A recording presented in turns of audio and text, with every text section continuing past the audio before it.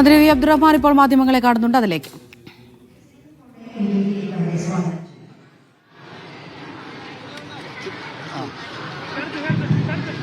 എന്താ സംഭവം?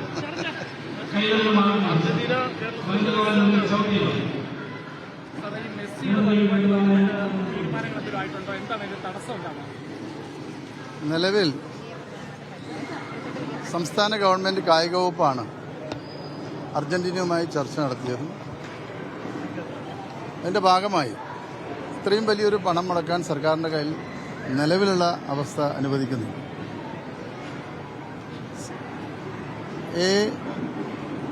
ടീമിനെ കൊണ്ടുവരാനുള്ള സ്പോൺസറെ കണ്ടെത്തുകയാണ് ആദ്യം ഗവൺമെന്റ് ചെയ്തത്. 2 കമ്പനികളെയാണ് നമ്മൾ ആദ്യം ഇതിനു വേണ്ടി തയ്യാറാക്കിയത്.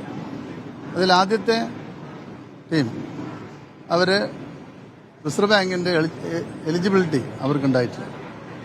രണ്ടാമതായി വന്ന റിപ്പോർട്ടർ ബ്രോഡ്കാസ്റ്റിംഗ് കോർപ്പറേഷൻ അവർ ഈ സ്പോൺസർഷിപ്പ് ഏറ്റെടുക്കാമെന്നുള്ള രീതിയിൽ കത്ത് നൽകി. അതിന്റെ അടിസ്ഥാനത്തിൽ കേന്ദ്ര കായിക മന്ത്രാലയത്തിന്റെയും റിസർവ് ബാങ്കിന്റെയും അനുമതി അവർക്ക് ലഭ്യമായി കൊടുത്തു. അതാണ് ഇതിൽ സർക്കാർ ചെയ്യേണ്ട കാര്യം. അവരുടെ അപേക്ഷ മാനിച്ച് കേരള സർക്കാർ തന്നെ ഇതിനാവശ്യമായ സർക്കാർ ഉത്തരവ് പുറപ്പെടുവിച്ചു. ഇതിന്റെ അടിസ്ഥാനത്തിൽ റിപ്പോർട്ടർ ചാനലാണ് ഇതിന് പണമടക്കുന്നത്. അവർ പണമടക്കാമെന്ന് അറിയിച്ചിട്ടുണ്ട്. അപ്പം അതുകൊണ്ട് ഇപ്പോൾ വരുന്ന വാർത്തകൾ അത് മെസ്സി വരില്ല എന്നുള്ള അർത്ഥം അതിൽ പറയാൻ കഴിയും. നിങ്ങൾക്കറിയാം, ഭാരിച്ച ചെലവുള്ളതാണ്. ഒരു സർക്കാരിനെ സംബന്ധിച്ചിടത്തോളം ഇത്രയും വലിയ പണം കായിക വകുപ്പിൻ്റെ ബഡ്ജറ്റിലും അപ്പുറത്താണ്. അപ്പോൾ അതിന് സ്പോൺസർമാർ നിർബന്ധമാണ്. അപ്പോൾ കേരളത്തിലെ ഫുട്ബോൾ പ്രേമികളുടെ ആഗ്രഹം മാനിച്ച് സ്പോൺസർമാർ അത് ചെയ്യും എന്ന് തന്നെയാണ് ഞങ്ങൾ പ്രതീക്ഷിക്കുന്നത്. അത് വളരെ പെട്ടെന്ന് ചെയ്യണമെന്ന് അവരെ അറിയിച്ചിട്ടുണ്ട്. ഇതുമായി ബന്ധപ്പെട്ട മറ്റു സംശയങ്ങളിലൊന്നും ഇടവരുത്തേണ്ട ആവശ്യമില്ല എന്നാണ് എനിക്ക് തോന്നുന്നത്. ആദ്യത്തെ സ്പോൺസർ അവർ റിസർവ് ബാങ്കിനെ സംബന്ധിച്ചിടത്തോളം അത് എലിജിബിൾ അല്ല.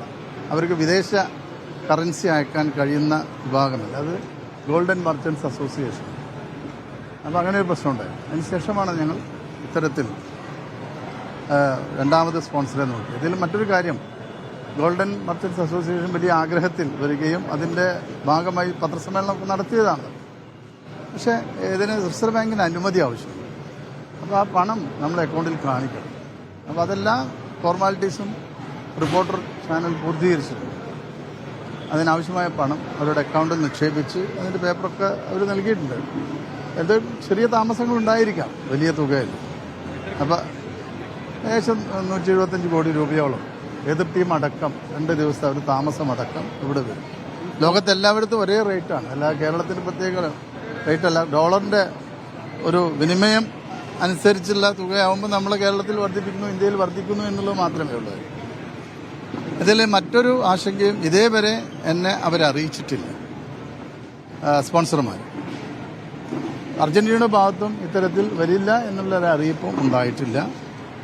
നമ്മളെല്ലാം ആഗ്രഹിക്കുന്നത്, എല്ലാവരെയും പോലും കേരളത്തിൽ ഫുട്ബോളിനെ സ്നേഹിക്കുന്ന, ആരാധിക്കുന്ന എല്ലാവരും ആഗ്രഹിക്കുന്ന പോലെ തന്നെ മെസ്സി അടക്കമുള്ള ലോക ചാമ്പ്യന്മാർ കേരളത്തിൽ എത്തിക്കാനും ഫുട്ബോളിന് കൂടുതൽ പ്രചാരം ലഭിക്കുന്ന രീതിയിൽ പ്രവർത്തിക്കാനുമാണ് കായിക വകുപ്പ് ആഗ്രഹിക്കുന്നത്. അത് നടക്കുമെന്നുള്ള പ്രതീക്ഷ എനിക്കുണ്ട്.